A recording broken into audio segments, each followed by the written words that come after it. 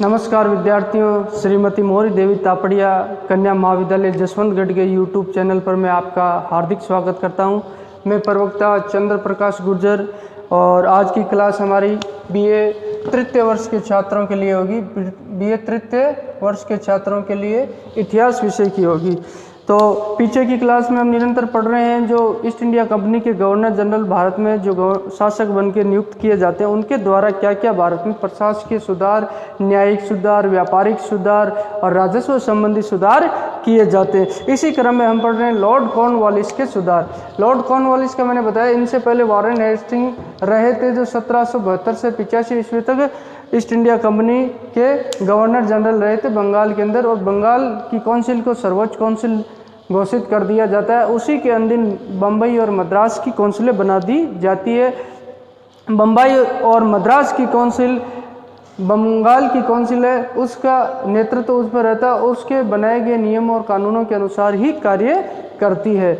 और उसके पश्चात एक कार्यवाहक मैकफर्सन आते हैं जो गवर्नर जनरल, वो 1.5 वर्ष के लिए रहते हैं, उनके द्वारा कोई खास प्रशासनिक सुधार नहीं किए जाते हैं। उसके पश्चात लॉर्ड कॉर्नवालिस आते हैं और ये ब्रिटेन के धनी वर्ग से संबंधित होते हैं, उच्च वर्ग और कुलीन वर्ग से संबंधित होती है। इनका वहाँ की प्रशासनिक व्यवस्थाओं में काफ़ी कुछ योगदान रहता है और प्रशासकीय व्यवस्था में इन्होंने जो वहाँ पे अपना जो परीक्षण किया हुआ था, इनके द्वारा जो प्रशिक्षण लिया हुआ था प्रशासनिक व्यवस्थाओं के द्वारा, उन्हीं के द्वारा इनके द्वारा सुधार किया जाए और ब्रिटिश प्रशासनिक जो शासन प्रणाली है उसके आधार पर ही भारत पर लागू किया जाता है और उसके अकॉर्डिंग ही नियम बनाए जाते हैं। और लॉर्ड कॉर्नवालिस जो इनका कार्यकाल 1786 से 93 ईस्वी तक रहते हैं और इनके द्वारा बहुत ही अत्यधिक प्रयास किए जाते हैं इनको सुधारने के लिए।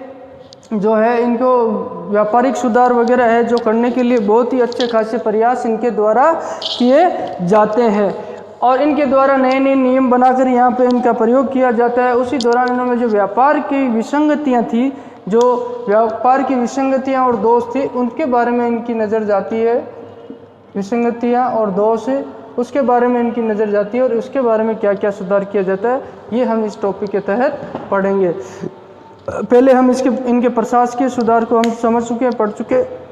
अब जब व्यापार में कंपनी की बात करते हैं, ईस्ट इंडिया कंपनी की स्थापना 1600 ईस्वी में ब्रिटेन में होती है और पश्चिमी देशों से व्यापार के उद्देश्य से ही होती है। अगर बात की जाए तो कंपनी का मुख्य उद्देश्य व्यापार करना था, लेकिन यहाँ के जो कर्मचारी हैं उनके द्वारा निजी व्यापार करना शुरू कर दिया जाता है और कंपनी को काफ़ी आर्थिक नुकसान पहुँचाया जाने लगता है और कंपनी की आय में निरंतर कमी हो जाती है।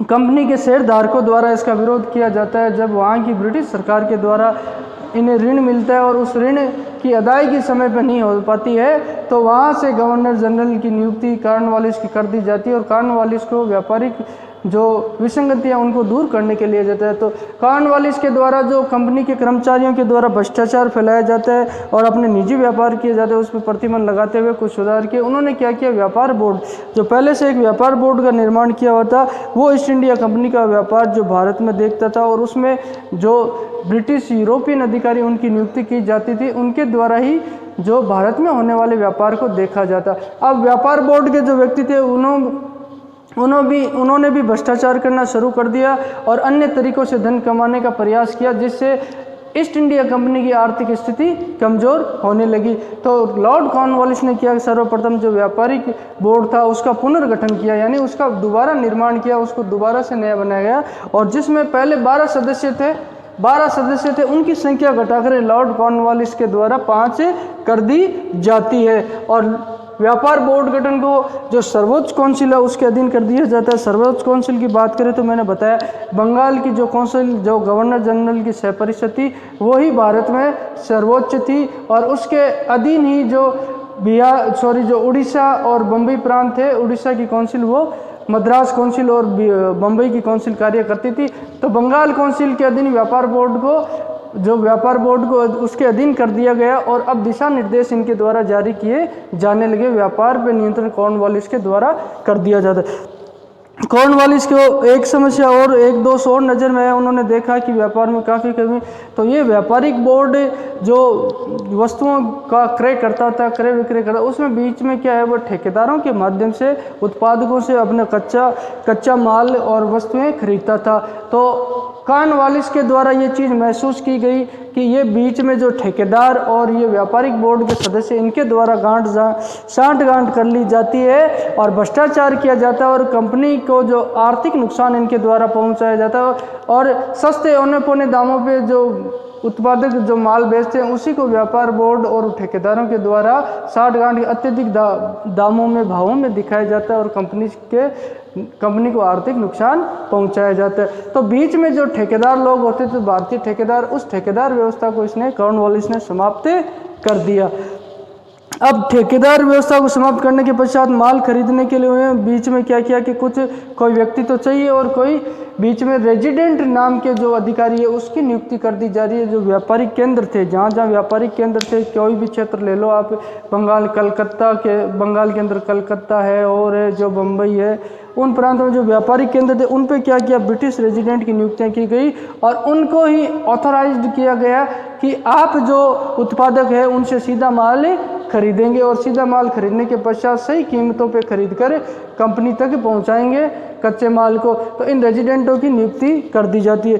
एक कंपनी के कर्मचारियों की आय भी बढ़ जाए और कंपनी में भ्रष्टाचार भी नहीं।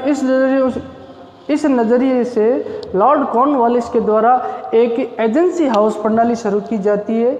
एजेंसी हाउस प्रणाली से आप समझिए कि जो स्वतंत्र व्यापारी थे, जो व्यापार करते हैं या भारतीय व्यापारी, उनकी और जो कंपनी के कर्मचारी है उनका एक संगठन बना दिया जाता है कि आप व्यापार में जो है व्यापार में भागीदारी निभाइए और कंपनी का जो व्यापार है उसको बढ़ाइए और कंपनी के जो भी उत्पादित सामान है उनको आप बेचने का कार्य कीजिए, जिसमें आपका निश्चित कमीशन तय कर दिया जाएगा। मुख्यतः ये नील और अफीम के व्यापार के लिए ये नीति बनाई गई, एजेंसी हाउस प्रणाली लॉर्ड कॉर्नवालिस के द्वारा।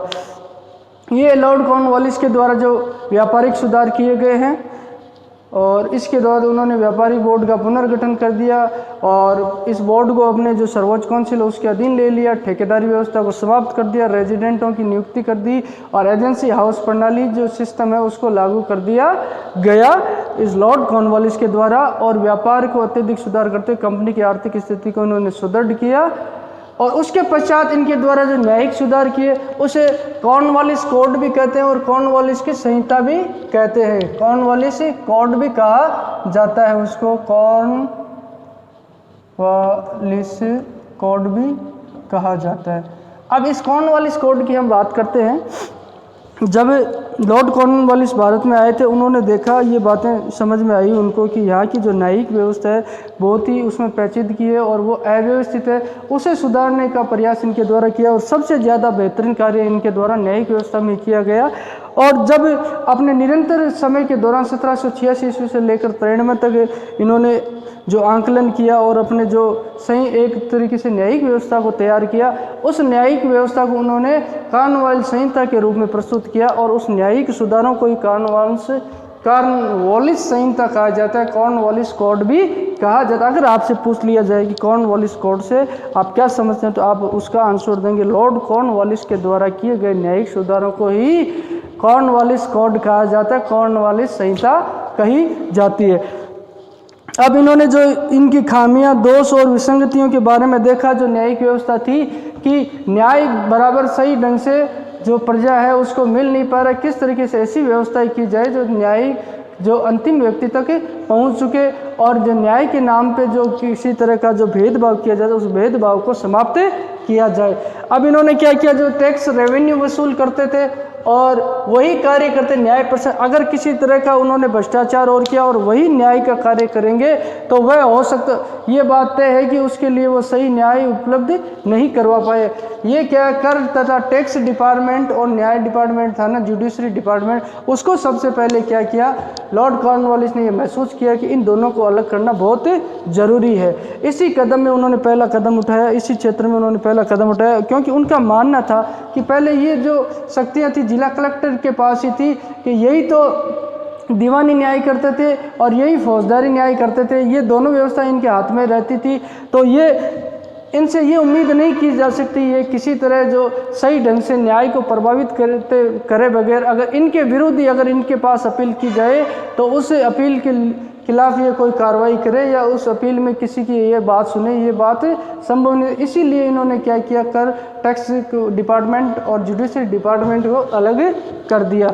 अब बात करें तो पहले जिला कलेक्टर थे, जिला कलेक्टर से इन्होंने क्या है, जो ये न्यायिक व्यवस्था है, न्याय प्रणाली का जो अधिकार है, न्यायिक प्रशासन एडमिनिस्ट्रेशन, वो इनसे छीन लिया और जिला कलेक्टर को सिर्फ क्या दिया, कर, रेवेन्यू एंड टैक्स, राजस्व संबंधित शक्तियाँ इनके द्वारा दी जाती है और वहीं पे एक जिला न्यायाधीश की नियुक्ति कर दी जाती है। जो जिला न्यायाधीश का कार्य पुलिस तथा फौजदारी के कार्य उसे करने होंगे। पुलिस व्यवस्था को देखना, शांति व्यवस्था कायम रखनी होगी और पुलिस सिस्टम है उसकी भी देखरेख करनी होगी। इस तरह शक्तियों का पृथक्करण सिद्धांत मुख्य रूप से देखा जाए तो शक्ति पृथक्करण सिद्धांत के आधार पर इसने न्यायिक व्यवस्था में सुधार किया और किसी एक व्यक्ति में संपूर्ण शक्तियाँ समाहित नहीं करते हुए उस सभी व्यक्ति में जो शक्तियों का विभाजन कर दिया जाता है। अब बात करते हैं तो अब इन्होंने क्या किया, जो दीवानी और फौजदारी कानूनी व्यवस्था थी, जो अदालतें थी, वो पहले एक ही व्यक्ति के अधीन था, वही दीवानी न्याय करता था और वही फौजदारी न्याय करता। अब इन्होंने क्या किया, दीवानी और फौजदारी दो इनके लिए अलग अलग अदालतों और न्यायालयों की व्यवस्था कर दी। और दीवानी जो अदालत है उससे आप समझते होंगे, दीवानी न्याय है जो उससे समझते होंगे आप किसी तरह का टैक्स से संबंधित विवाद हो, राजस्व संबंधित विवाद हो, लगान से संबंधित जो न्याय हो, वही दीवानी के क्षेत्र में आते हैं, वो दीवानी न्यायालय के अधीन होंगे। इसमें कार्य क्षेत्र उनका वो रहेगा। अब फौजदारी की बात करें तो इसमें चोरी, डकैती, लूटपाट, अगर फौजदारी से आप समझो तो इसमें कौन कौन से मुकदमे आएंगे, चोरी, डकैती, लूटपाट और ये मारपीट वगैरह है ना, जो मारपीट ये इसी में आएंगे। ये मामले की सुनवाई तो अलग न्यायालय में होगी और जो इनकी बात करते दीवानी न्यायालय की, तो दीवानी का क्षेत्र का होगा इन टैक्स वगैरह वसूलना, रेवेन्यू होगा, रेवेन्यू टैक्स और जो लोन वगैरह होगी उससे संबंधित कोई विवाद होगा तो उनका फैसला दीवानी न्यायालय में किया जाएगा। और इन न्यायालयों में भी इनके द्वारा तय कर दिया जाएगा, श्रेणीबद्ध में इन न्यायालयों का गठन करते हुए नीचे के न्यायालय कितने रुपए तक का विवाद सुना जाएगा और कौन से न्यायालय के विरुद्ध कौन से न्यायालय में अपील की जाएगी। तो इन अदालतों को इन्होंने श्रेणी क्रम में विभाजित कर दिया। दीवानी न्यायालयों की बात करें तो 4 श्रेणियों में इनको विभाजित कर दिया गया। दीवानी न्यायालय और अदालत, न्यायालय को अदालत कहते हैं, इससे आप समझ जाएंगे। इन्होंने क्या किया, सबसे नीचे का होगा मुंसिफ, अगर छोटा विवाद होगा तो मुंसिफ के पास जाओगे और मुंसिफ के बाद अगर इसके विरुद्ध आपको दूसरे न्यायालय में अपील करनी है तो आप जिला न्यायालय में जाओगे, जिला दीवानी न्यायालय है उसमें जाओगे और जिला दीवानी न्यायालय में भी आपको न्याय नहीं मिल रहा है तो इसके विरुद्ध अपील आप प्रांतीय न्यायालय में कर सकते हैं और प्रांतीय न्यायालय के पश्चात आप सदन न्यायालय में कर सकते। सदन न्यायालय में बात करें तो गवर्नर जनरल इसका मुख्य होगा और इसके पश्चात अगर आपको जाना हो तो ब्रिटिश सम्राट के पश्चात ब्रिटिश प्रिवी काउंसिल में आपको अपना विवाद ले जाना होगा। अब इसी तरह फौजदारी की बात करते हैं। फौजदारी में तो निम्न स्तर की बात, श्रेणीक्रम तो जो निकटतम क्षेत्र दारोगा होगा, जो थाना अधिकारी उसका पुलिस अधिकारी होगा दारोगा, वो छोटी मोटी मारपीट इनके मुकदमे सुलझाएगा। उसके पश्चात अगर इसके विरुद्ध आपको अपील करनी है तो आप इसमें जाओगे जिला न्यायालय में और जिला न्यायालय के विरुद्ध आपको अपील करनी है तो प्रांतीय न्यायालय में और प्रांतीय न्यायालय अंतिम क्षेत्र होगा जो गवर्नर जनरल देखेगा और ये अंतिम न्यायिक क्षेत्र होगा। इसमें आप इसके विरुद्ध आप कहीं अपील नहीं कर सकते फौजदारी मामलों के अधीन। अगर बात करते हैं किसी तरह के प्राणदंड व मृत्यु प्राणदंड किसी को दिया जाता है तो उसकी रिपोर्ट है सदन न्यायालय को दिए बगैर वो नहीं दिया जा सकता। अब हम कल क्या करेंगे, इनमें विस्तार से सदन न्यायालय, प्रांत न्यायालय, जो जिला मुंसिफ न्यायालय है, अदालतें, उनके बारे में हम विस्तार से पढ़ेंगे। इनका कार्य क्षेत्र क्या है, यहाँ का अध्यक्ष कौन नेतृत्व करता है। इसमें प्रांतीय जो यूरोपीय न्यायाधीशों की नियुक्ति की जाती है और कई जगह भारतीय न्यायाधीशों की और उनके जो सलाहकार और परामर्शदाता भारतीयों को नियुक्त किया जाता है और इसी तरह हम ये इनके बारे में विस्तार से जानेंगे। तो आज विद्यार्थियों हमने जो लॉर्ड कॉर्नवालिस से उनके न्यायिक सुधारों के बारे में और व्यापारिक सुधारों के बारे में जाना है और आगे की क्लास में हम भू राजस्व संबंधित जो इनके द्वारा स्थायी बंदोबस्त की प्रथा शुरू की जाती है, राजस्व एकत्रित करने के लिए, जो रेवेन्यू कलेक्ट करने के लिए ये इनके द्वारा व्यवस्था की, उसको हम आगे की क्लास में पढ़ेंगे। और ये जो मुख्यतः न्यायालयों का इन्होंने विभाजन किया, जो कॉर्नवालिस संहिता, कॉर्नवालिस कोड के नाम से जाने जाते हैं, उनका विस्तृत विवरण हम करेंगे। कौन से न्यायालय द्वारा कितने रुपए तक के मामले इसमें सुने जाते हैं, उससे ज़्यादा का अगर मामला हो तो कहाँ पर विवाद को सुलझाया जाता है, इसको हम विस्तार से पढ़ें। इनके न्यायाधीश कौन से थे, यूरोपियन थे, भारतीय थे, इनके बारे में भी हम नियुक्तियों के बारे में भी पढ़ेंगे। और बोलिए, यहाँ तक आपको कुछ समझ में नहीं आया, किसी प्रकार की शंका हो, समस्या हो, तो आप निसंकोच कमेंट्स के माध्यम से हमें पूछ सकते हैं और आपके सुझाव आमंत्रित है वो भी आप कमेंट्स के माध्यम से दे सकते हैं। किसी चीज़ को आप विस्तार से पढ़ना चाहते हैं तो आप वो भी हमें बताइए। आज की क्लास में हम बस इतना ही पढ़ेंगे और उम्मीद करता हूँ आपको समझ में आएगा। और आज के लिए बहुत बहुत धन्यवाद।